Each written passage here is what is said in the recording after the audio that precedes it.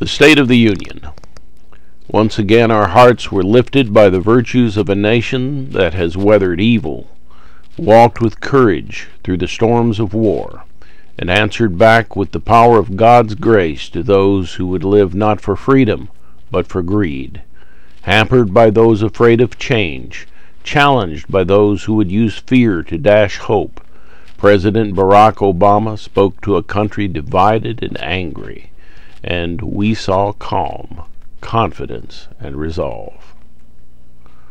Speaking to the party that once Lincoln called home, but now enslaved by a hatred of the government Lincoln held dear as a light to the nations.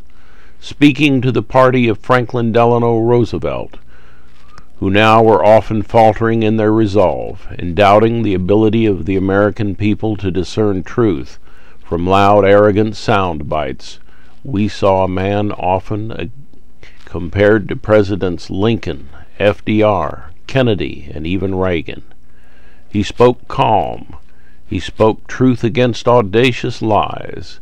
He called upon our memory of a Wall Street government that, far from efficient, had brought us to the brink of disaster.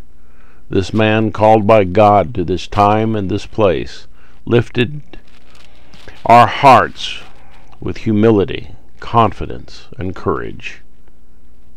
Yet what spoke loudest was the look of ashen shame on the faces of a party that Lincoln would now be ashamed of. A party claiming to love America but hating its government, of the people, for the people, and by the people.